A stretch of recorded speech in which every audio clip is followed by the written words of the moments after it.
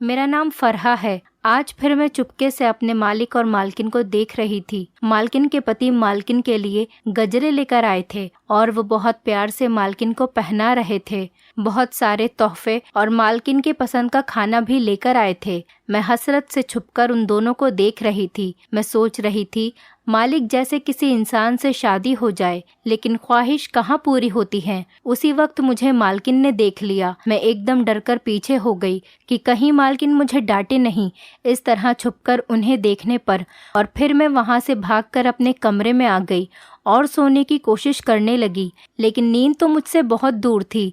पूरी रात मैं यही सोचती रही कि मालकिन कितनी खुशकिस्मत है, या फिर शायद सारे अमीर लोग ऐसे ही होते हैं। उनके पास पैसे होते हैं और वो अपने आप से प्यार करने वालों पर खर्च करते हैं, और एक हम हैं जो रात दिन मेहनत करके कमाना पड़ता है और फिर ज़रूरतें तो पूरी हो जाती हैं, लेकिन ख्वाहिश अधूरी रह जाती है। लेकिन इतना पैसा होने के बाद भी उनमें बिल्कुल भी गुरूर नहीं था। उनका व्यवहार बहुत मीठा और अच्छा था। वो अपना व्यवहार हर किसी के साथ अच्छा ही रखती थी। लेकिन हकीकत ये थी कि वक्त गुजरने के साथ मुझे मालकिन के शौहर से प्यार हो गया, जबकि मैं बहुत छोटी थी और वो मुझसे उम्र में बहुत बड़े थे। लेकिन मैं कभी भी इस बात का इजहार नहीं कर सकी और ना ही बता सकूंगी। ये सब सोचते सोचते मेरी आंख लग गई। रोज की तरह मेरी आंख 5 बजे खुल गई। नमाज पढ़ने के बाद मुझे एहसास हुआ कि मुझे भूख लग रही है और मैं फिर कमरे से बाहर निकलकर किचन में चली गई और कुछ खाने के लिए ढूंढने लगी। तो एकदम मुझे याद आया कि मालकिन के पति बाहर से रात खाना लेकर आए थे। जाहिर सी बात है वो पड़ा होगा, मैं खा लेती हूँ। खाना खाने के बाद मैंने थोड़ा इंतज़ार किया और फिर सफाई करना शुरू कर दिया। सफाई करने के बाद मालकिन और उनके शौहर के लिए नाश्ता बनाने लगी। यही मेरा रोज़ का रूटीन था। और जब मालिक काम पर चले जाते तब मैं कमरे से निकलकर बर्तन धोती और फिर मालकिन का कमरा साफ करती। आज जब मैं मालिक के जाने के बाद मालकिन का कमरा साफ करने गई तो मालकिन मुझसे मुस्कुराकर बोलने लगी कि रात को मैंने तुम्हें देखा था, तुम हमें छुप छुप कर देख रही थी। मेरी तो सांस बंद होने लगी। पता नहीं मालकिन क्या सोच रही होंगी। मैं ही पागल थी जो इस तरह भूखों की तरह उन्हें देखने लग जाती थी। मैं कुछ बोलने ही वाली थी, इतने में मालकिन दोबारा पूछने लगी कि मैं तुमसे कुछ पूछ रही हूँ। फिर मैंने उन्हें जवाब दिया, नहीं मालकिन, मैं तो बस वैसे ही। फिर मालकिन बीच में मेरी बात काटकर कहने लगी, अच्छा छोड़ो, मैं चाहती हूँ कि तुम मेरे शौहर से शादी कर लो, लेकिन उससे पहले मैं तुम्हें उठने बैठने की तमीज सिखाऊंगी, अच्छे से बोलना सिखाऊंगी। मालकिन की ये बात सुनकर पहले तो मैं बहुत परेशान हुई। मैंने इनकार कर दिया कि मालिक नहीं मानेंगे। मालकिन कहने लगी कि ये तो मेरा काम है, मैं उनको मना लूंगी। तुम अपना बताओ, तुम करोगी मेरे शौहर से शादी? फिर मैं सोचने लगी कि जब मैं मालिक से प्यार करती हूँ तो मना करने का क्या मतलब निकलता है। इसीलिए मैं एकदम से मान गई। मेरी तो खुशियाँ आसमानों पर पहुँच गई थी। अभी रात ही तो मुझे इस चीज़ की ख्वाहिश थी और सुबह उस इंसान को मेरी तकदीर में लिख दिया गया था।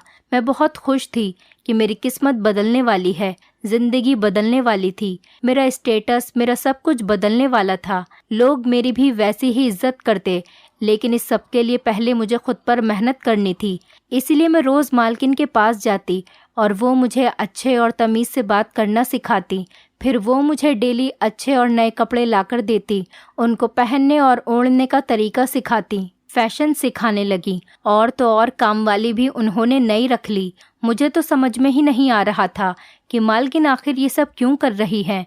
लेकिन छोड़ो, मुझे उनसे क्या, और ना ही मैं उनसे ये सब कुछ पूछ सकती थी, क्योंकि जो मेहरबानी वो मुझ पर कर रही हैं मेरे लिए यही काफ़ी था। ऐसे ही रोज़ मालकिन मुझ पर इतनी ही मेहनत करती। वो मुझे जो भी जैसे जैसे सिखाती, जल्दी तो नहीं लेकिन मैं सीख लेती। यूं ही समय बीता जा रहा था और मालकिन ने अपने शौहर को भी शादी के लिए मना लिया था। पहले तो मालिक इनकार करते रहे कि नहीं, मेरे लिए तो तुम ही काफ़ी हो, क्यों मैं दूसरी शादी करूं। लेकिन मालकिन कहने लगी कि उसका कोई नहीं है इस दुनिया में और उसका भी पूरा हक है खुलकर जिंदगी गुजारने का। और भी पता नहीं क्या क्या कहकर उन्होंने उनको शादी के लिए मना लिया। और फिर कुछ दिनों बाद मालकिन ने हमारी शादी करवा दी। अब वो मेरा बहुत ख्याल रखती, मेरी खिदमत करती। मेरी हैसियत, मेरा मकान, सब कुछ बदल गया था। इसी खुशी में मैं महसूस ही नहीं कर सकी कि घर में कुछ गलत चल रहा है, लेकिन कभी कभार मुझे शक होता कि मालिक और मालकिन की बहस हो रही होती। लेकिन मैं जैसे ही उस कमरे की तरफ जाती, वहाँ पर खामोशी छा जाती और फिर मैं खामोशी से वापस आ जाती। एक दिन जब मैं उनके कमरे में गई तो वो फ़ोन पर बातें करते हुए कमरे के चक्कर लगा रही थी और साथ में कह रही थी कि आप टेंशन न लें, आपका माल पहुंच जाएगा। और फिर जैसे ही वो मेरी तरफ पलटी तो उनके चेहरे का रंग उड़ गया और फिर वो कहने लगी कि मैं आपसे बाद में बात करती हूँ। मैंने उनसे पूछा तो कहने लगी कि दोस्त को पैसों की ज़रूरत है, तो उससे ही कह रही थी कि पैसे पहुँच जाएंगे। वैसे मुझे उनकी बात पर यकीन तो नहीं आया, लेकिन फिर भी मैं खामोशी से अपने कमरे में वापस आ गई। मुझे लगा वो शायद शौहर को धोखा दे रही हैं, लेकिन उन दोनों में तो बहुत प्यार है। हो सकता है कि मेरा ही वहम हो। मुझे कुछ भी बोलने की ज़रूरत ही नहीं। ऐसे ही हमारे दिन गुजरे जा रहे थे।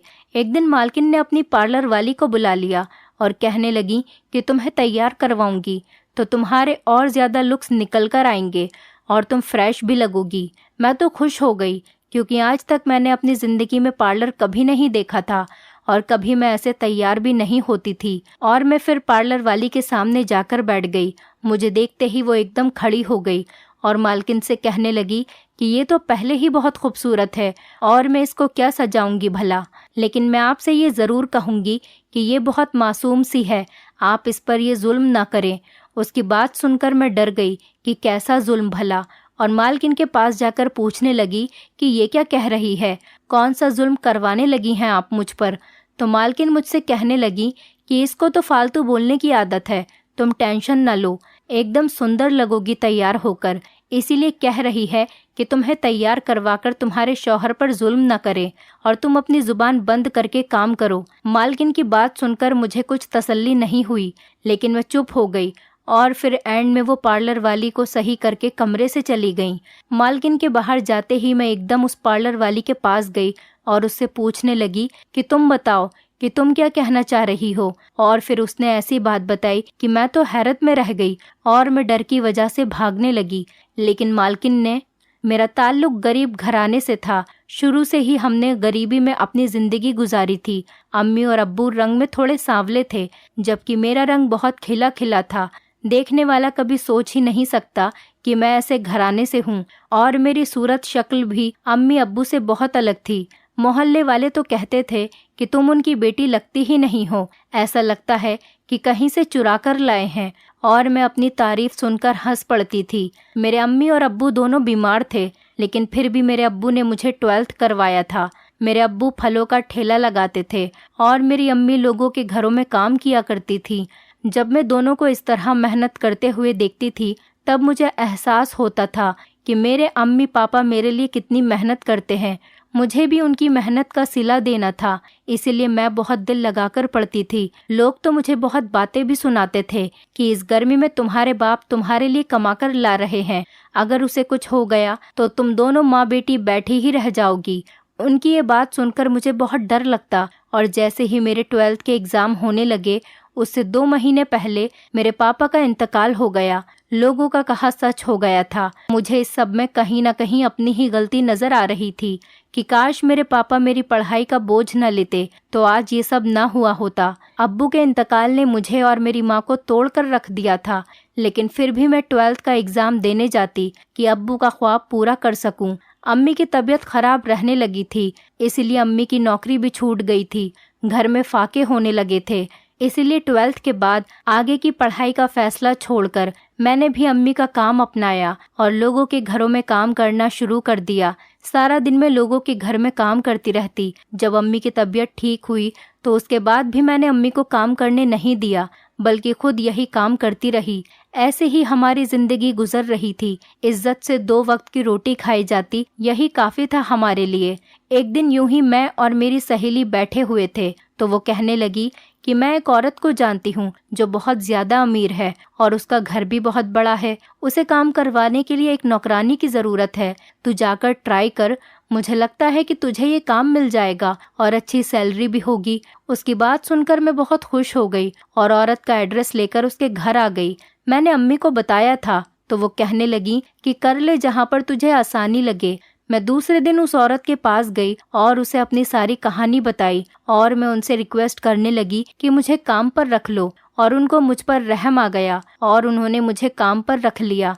सुबह 9 बजे से काम पर जाती और शाम के 6 बजे काम से वापस आ जाती थी। टोटल 4 बंगलों में मैं उस वक्त काम किया करती थी। बारी बारी सबके घर जाती और काम के दौरान उनकी कीमती चीजें भी वहां से उठाकर लाती। मेरी अम्मी मुझे बहुत डांटती कि ये तू क्या काम करती है, सारी जिंदगी मैंने इज्जत से तुझे खिलाया है और अब तू इस तरह की चोरियां करने लगी, खुद के साथ मेरी इज्जत भी दांव पर लगाएगी। और मैं बस यही कहकर टाल देती कि अम्मी तुम क्या जानो अमीरों के चस्के। अम्मी बस अफसोस में सर हिलाती रहती और मेरा यही रूटीन बन गया था और धीरे धीरे मेरी अम्मी की तबीयत खराब रहने लगी। एक दिन वो भी मुझे इस जालिम समाज में अकेला छोड़कर चली गईं। अम्मी के जाने के बाद मेरे लिए हालात का मुकाबला करना बहुत मुश्किल हो गया था। घर आती तो सन्नाटा होता और फिर मेरा घर आने का दिल ही नहीं करता। इसीलिए मैं जिस जिस बंगले में काम करती थी उनकी मालकिन से कहने लगी और दरख्वास्त करने लगी कि मुझे यहाँ पर रहने की इजाज़त दे दें। मेरा इस दुनिया में अब कोई भी नहीं रहा। मुझे उम्मीद थी कि उनमें से कोई एक तो मान ही जाता और वही हुआ। जिस औरत का मुझे मेरी दोस्त ने बताया था वो औरत मान गई मुझे अपने घर में रखने पर। अब मैं उन्हीं के घर में रहा करती थी और उनके सारे काम किया करती थी। खाना बनाती, नाश्ता, सफाई, बर्तन धोना और रोटियां बनाकर देना, सबके सब काम मेरे हवाले थे। मेरी मालकिन बहुत अच्छी थी। वो मेरी हर ज़रूरत को पूरा किया करती थी। उनकी जितनी भी अच्छाई करूं उतनी ही कम है। मेरी मालकिन और उनके शौहर में बहुत ज़्यादा प्यार था। रोज़ घूमने जाते, डिनर करते। मालिक रोज़ नए तोहफे उन्हें लाकर देते। वो बहुत खुश होती और उन्हें खुश देखकर मैं भी खुश हो जाती थी। शुरू शुरू में तो ये सब चलता रहा, लेकिन धीरे धीरे मुझ में जलन पैदा होने लगी कि मालकिन का पति उनसे कितना प्यार करता है।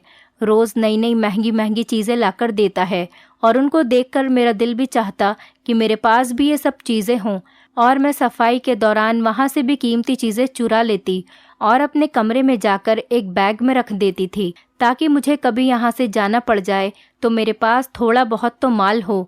मेरा मानना था कि उनके घर में बहुत ज़्यादा चीज़ें थीं, उनमें से कोई एक दो ले भी लूँ तो उन्हें क्या पता चलेगा और कौन सी उनकी शान में कोई कमी आ जाएगी। इसी तरह मैं इधर जिंदगी गुजार रही थी। एक दिन मेरी नज़र मालकिन की सबसे कीमती चीज़ मतलब कि उनके शौहर पर मेरा दिल आ गया। मुझे किसी भी तरह उन्हें हासिल करना था, लेकिन मुझ में ये सब मालकिन या मालिक से कहने की हिम्मत नहीं थी, इसलिए चुप रहती। एक दिन मेरी खुशी का कोई ठिकाना नहीं रहा जब मेरी मालकिन ने मेरी शादी अपने शौहर से करवा दी। अब वो मेरी बहुत खिदमत करती, मेरा बहुत ख्याल रखती, मुझे कहती कि तुम मेरी बहनों की तरह हो और मैं उनकी बात मान लेती। मेरी भी हैसियत बदल गई, मेरा भी नसीब बदल गया था। मुझे बहुत खुशी थी, इतनी कि जिसका कोई हिसाब नहीं। इतनी खुशी कि मैं ये महसूस नहीं कर सकी कि घर में क्या चल रहा है, मेरे साथ कुछ गलत होगा। फिर एक दिन जब मालकिन की पार्लर वाली आई तो मुझे देखते ही कहने लगी कि इन पर ये जुल्म मत करना। उसकी बात सुनकर मैं डर गई और मालकिन के जाते ही मैं उससे छुपकर पूछने लगी कि कैसा जुल्म।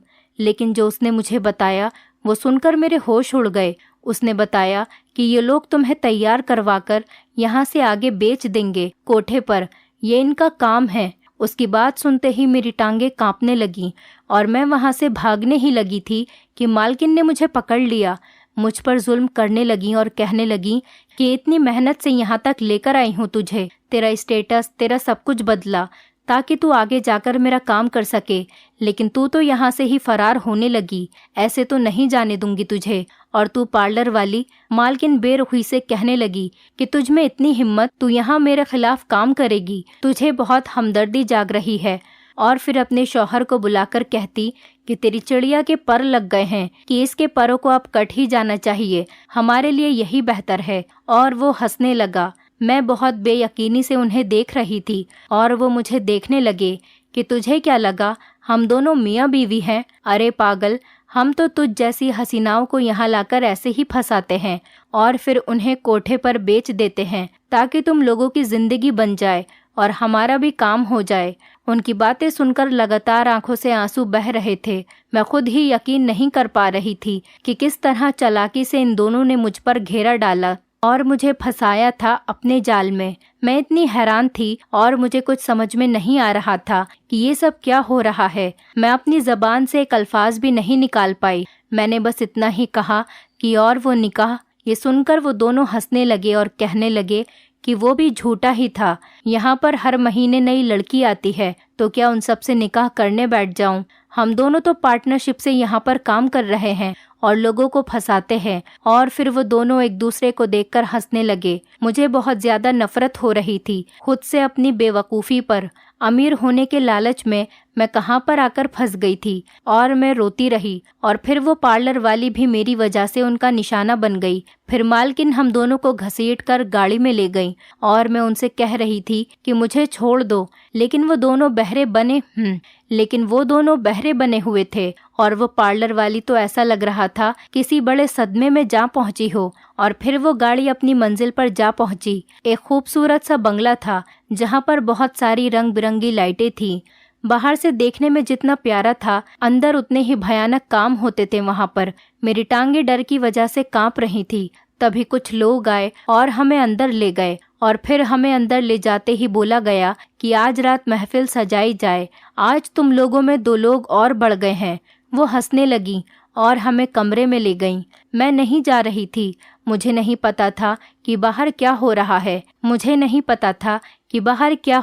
और क्या नहीं, लेकिन लगातार गाने बजने की आवाज़ आ रही थी।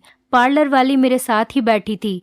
मैं उसे हिलाने लगी कि तुम कुछ बोल क्यों नहीं रही हो, कि मैं बहुत ज़्यादा शर्मिंदा हूँ क्योंकि मेरी वजह से तुम्हें भी यहाँ पर आना पड़ा। अब हम दोनों क्या करेंगे? मेरी आंखों से आंसू बह रहे थे और वो खामोश बैठी थी और खाली खाली आंखों से कभी मुझे देखती तो कभी कमरे को देखती। और फिर कहने लगी कि आज से 3 साल पहले मैंने अपनी दोस्त को यहाँ पर भेजा था पैसों के लालच में। वो यतीम थी और वो बहुत रो रही थी। कह रही थी कि मेरे घर मेरी माँ इंतज़ार कर रही है, मुझे जाने दो। लेकिन मैं कठोर बनी रही और उसे कुछ पैसों के खातिर मैंने उसे बेच दिया। और फिर जब उसकी अम्मी को पता चला तो वो ये सदमा बर्दाश्त नहीं कर सकी और वो इंतकाल कर गई। ये सब मेरी दोस्त की बद्दुआ की वजह से ही हुआ है। रब उसके साथ बुरा करने का बदला ले रहा है। पार्लर वाली की बातें सुनकर मेरे रोंगटे खड़े हुए थे कि क्या दोस्त ऐसी भी हो सकती है। लेकिन मेरी दोस्त ने भी कुछ ऐसा ही किया था, ये जानते हुए कि वो औरत गलत काम करती है। फिर भी उसने इधर मुझे काम करने के लिए भेजा। मेरी आंखों के आंसू कभी नहीं रुकते। मैं इसी दलदल में फंस चुकी थी कि जिससे मैं कभी यहाँ से नहीं निकल सकती। और मेरे साथ में वो पार्लर वाली भी लगातार रो रही थी। जब अगले दिन हमें वहाँ से निकाला और जब कुछ कोठे वाले मेरे पास आए तो वो डरने लगी। अब मैं अपने रब से बस इतना ही कह रही थी कि मुझे बचा ले, मुझे यहाँ से निकाल दे। लेकिन वहाँ पर बातें होने लगी कि बड़े साहब हमें जान से मार देंगे। उनकी बातें कुछ समझ में नहीं आ रही थी और मैं सवाली नजरों से सबको देख रही थी। फिर वो मुझसे कहने लगे कि तुम वही हो ना, बड़े साहब की बेटी। मैं कहने लगी कि मैं नहीं जानती किसी बड़े साहब को। तो वो कहने लगे तुम उन्हीं की बेटी हो, हम पहचान गए हैं तुम्हें, तुम फिक्र मत करो, हम तुम्हें उन तक पहुंचा देंगे। ये बात सुनकर मेरी रूह कांपने लगी थी कि अब न जाने मेरी किस्मत मुझे कहाँ लेकर जा रही है। और मैं इनकार करने लगी कि मुझे कहीं नहीं जाना, मैं किसी की बेटी नहीं हूँ। मेरे पापा तो कब के मर गए, लेकिन किसी ने मेरी बात का भरोसा नहीं किया और सब वहाँ से चले गए। सारा दिन मेरा इसी परेशानी में गुजरा। लोग मुझे अजीब प्रोटोकॉल देने लगे, मेरे आगे पीछे घूमने लगे। मैं बस इतना ही सोचती, क्या मेरी जिंदगी बस ऐसे ही चलती रहेगी? अम्मी अब्बू के जाने के बाद मुझे ये सब बर्दाश्त करना था, तो काश वो लोग इस दुनिया से ही नहीं जाते। मुझे अपनी जंग अकेले ही लड़नी है। उन सबों के बिहेवियर से मुझे ऐसा लग रहा था कि ये लोग मुझे फंसा रहे हैं। पूरी रात में रोती रही, ये सोचकर कि कल सुबह मुझे नए घर भेज दिया जाएगा। वहाँ के लोग पता नहीं कैसे होंगे और मेरे साथ क्या व्यवहार करेंगे। कहीं लोग मुझे आगे तो नहीं बेच रहे। बुरे से बुरे ख्याल मेरे जहन में आते रहे और अगले दिन सुबह को लोग मुझे किसी बड़े साहब के घर छोड़ आए। मैं उनको कह भी रही थी कि मैं उनकी बेटी नहीं हूँ, लेकिन उन्हें अपनी जान बहुत प्यारी थी, इसीलिए वो किसी की बेटी किसी के घर छोड़कर आ गए थे। जब मैं वहाँ उसके घर गई तो वहाँ बाहर नाम लिखा था मोबीन। इतना तो मैं समझ गई थी कि इस नाम का कोई बंदा है ये, लेकिन मैं उनकी बेटी कैसे हो सकती हूँ। अंदर गई तो एक आदमी खड़ा था जो बहुत ज्यादा बुढ़ा तो नहीं था, लेकिन ज्यादा जवान भी नहीं था। कहीं कहीं झुर्रियां थीं उसके चेहरे पर। उन्हें देखकर साफ लग रहा था कि वो ज्यादा उम्र का आदमी नहीं था, बल्कि उन्हें बेटी के गम ने ऐसा कर दिया था। तो उस आदमी ने मुझे अपने गले से लगा लिया और फिर कहने लगा कि बेटी तुम कहाँ थी, मैंने तुम्हें न जाने कहाँ कहाँ ढूंढा। उनकी बात सुनकर मैं चुप रही, लेकिन वो कहने लगे कि मुझे पता है तुम नाराज हो अपने अब्बा से। उनकी ये बात सुनकर मैं चुप रही और मेरी आंखों से आंसू आ गए। इतने टाइम बाद किसी ने मुझे बेटी कहा, इतना प्यार जताया मुझ पर। मैं उनके एकदम गले लग गई और रोने लगी, और वो मुझे ये कहकर चुप करवाते रहे, अपने अब्बा पर भरोसा रखो, मैं तुम्हें कहीं नहीं जाने दूंगा। गुजरते वक्त के साथ मुझे एहसास हुआ कि ये एक अच्छा इंसान है जो अपनी बेटी समझकर मुझे बहुत प्यार दे रहा है। लेकिन मेरे दिल में एक डर सा था कि मैं अगर यहाँ से भाग कर गई तो लोग मुझे तरह तरह की बातें सुनाएंगे, बद किरदार कहेंगे। इसीलिए मैं उनके साथ उनकी बेटी बनकर वहीं रही। एक दिन मैंने फ्रेम देखा जिसमें ये अंकल थे और उनके साथ उनकी बेटी जो कि बिल्कुल मेरे जैसी थी। मुझे बहुत हैरत हुई कि ऐसे कैसे मुमकिन है कि दो लड़कियां एक जैसी शक्ल और सूरत की हों। मुझे लगा कि ये लोग मुझे ट्रैक करने की कोशिश कर रहे हैं। उसी रात मुझे बाहर से शोर की आवाज आने लगी। जब मैंने खिड़की से झांककर बाहर देखा तो मुझे महसूस हुआ कि उस घर की असली बेटी वापस आ गई है। बहुत देर तक तो मैं अपने पैरों पर खड़ी रह गई। ये वाकई में सच ही था। उनकी बेटी बिल्कुल मेरे जैसी थी और वापस आ गई थी। मेरे दिल में ये डर आने लगा कि कहीं ये लोग मुझे पुलिस के हवाले न कर दें, ये समझकर कि मैं यहाँ पर कुछ गलत काम करने के लिए आई हूँ, या कोई इल्जाम लगाकर, या कोई चोर समझकर। मैं तो दुपट्टा ओढ़कर घर के पिछले रास्ते से बाहर निकल गई और भागकर उसी कोठे पर आ गई। मुझे देखकर वो लोग कहने लगे कि तुम समझते क्यों नहीं हो, तुम्हारा बाप हमें जान से मार देगा, चली जाओ यहाँ से। और फिर मैंने उन्हें बताया कि वो जिस आदमी को मुझे उनकी बेटी बनाकर छोड़कर आए थे, उनकी असली बेटी वापस आ गई है। अब आप लोगों को यकीन हो गया होगा कि मैं सच में उसकी बेटी नहीं हूँ।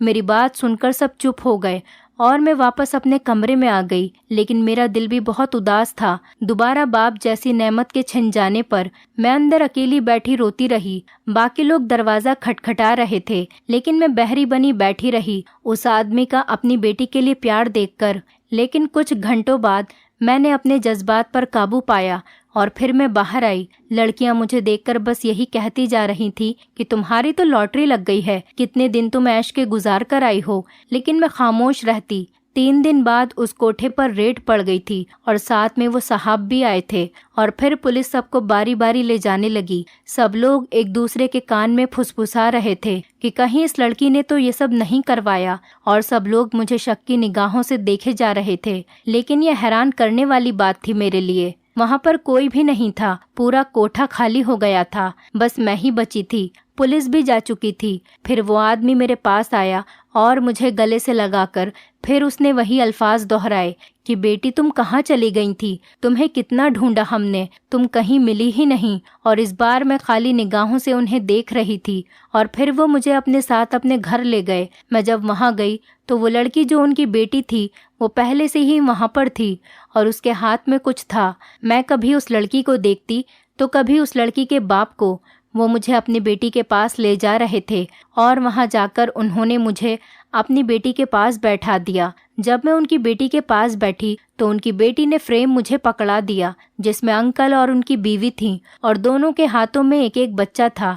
मैं हैरत से उन्हें देखने लगी तो वो मुझसे कहने लगे कि हाँ, ये भी सच है, तुम दोनों जुड़वा बहनें हो। तुम दोनों को जब तुम्हारी माँ ने जन्म दिया तो वो बहुत बीमार रहने लगी, इसीलिए हमने घर पर काम करने के लिए एक नौकरानी को रख लिया। ये तुम्हारी माँ के साथ साथ तुम दोनों का भी ख्याल रखती थी। मैं उस पर अंधा भरोसा करके काम पर चला जाता था। उसने उसी का फायदा उठाया और वो तुम्हें अगवा करके वहाँ से ले गई और मैंने उसे बहुत ढूंढा, लेकिन वो मुझे कहीं नहीं मिली और तुम्हारी माँ इस दुनिया से चली गई। अपनी बेटी के ना मिलने का दुख और फिर अपनी बीवी से बिछड़ जाने का गम मुझे तो किसी भी तरह सब्र नहीं आ रहा था। और फिर मैंने सब्र किया और अपनी इस बच्ची को बहुत मेहनत से पाला और बहुत पढ़ाया लिखाया, लेकिन फिर ये भी एक दिन गायब हो गई। मैंने हर जगह इसे ढूंढा, हर यूनिवर्सिटी, हर शहर में जगह जगह रेड पड़वाकर मैंने सब कुछ बंद करवा दिया, लेकिन ये मुझे कहीं नहीं मिली और तुम मिल गई। जिस दिन तुम यहाँ पर आई थी मैं तभी तुम्हें पहचान गया था कि तुम मेरी छोटी बेटी नहीं हो, क्योंकि उसकी चाल ढाल ऐसी नहीं थी। मैंने उसी वक्त तुम्हें गले लगाकर बताया कि मैंने तुम्हें बहुत ढूंढा, लेकिन तुम कहीं नहीं मिली। तुम्हें ऐसा लगा कि मैं उसकी मोहब्बत में बोल रहा हूँ और तुम्हें यकीन नहीं आया। फिर जब मेरी बेटी घर वापस आई और तुम यहाँ से भाग गई, मैं जान गया था कि तुम उसी कोठे पर वापस आई होगी, इसीलिए मैंने वो भी बंद करवा दिया और तुम्हें यहाँ पर लेकर आ गया और सच्चाई बता रहा हूँ ताकि तुम्हें यकीन आ जाए कि मैं ही तुम्हारा बाप हूँ और तुम मेरी बेटी हो और तुम दोबारा यहाँ से भागने की गलती न कर सको। बेटा, ये तुम्हारा ही घर है और इस बात को तुम जल्द से जल्द मान लो। और गलती मुझसे हुई है, मैं उन सब के लिए बहुत ज्यादा शर्मिंदा हूँ। अब्बा की बात सुनते सुनते मेरी आंखों से लगातार आंसू बह रहे थे, लेकिन मैं कुछ नहीं बोली क्योंकि रब ने मुझे दोबारा बाप जैसी नेमत अदा कर दी थी। और फिर मैं अब्बा के सीने से लग गई, उन्हें अपने ऊपर हुई हर जियादती के बारे में बताने लगी। दोनों मेरी कहानी सुनकर रोने लगे, लेकिन इतना नहीं रोए जितना मैं रोई थी, ये सब सहकर। लेकिन जो किस्मत में था वही हुआ था। मुझे कोई भी किसी से शिकवा नहीं था, इसीलिए मैं हंसी खुशी अब्बा और अपनी बहन के साथ जिंदगी गुजारने लगी। यहाँ पर मेरी हर खुशी पूरी हुई थी और मैं रब का शुक्र अदा करने लगी, क्योंकि हर मुश्किल के साथ आसानी है। दोस्तों, उम्मीद करती हूँ आपको हमारी कहानी पसंद आई होगी। कहानी पसंद आई है तो वीडियो को लाइक करें, चैनल पर नए हैं तो चैनल को सब्सक्राइब करें और हाँ, नोटिफिकेशन बेल को जरूर दबाएं ताकि अगली अपडेट सबसे पहले आपको मिले।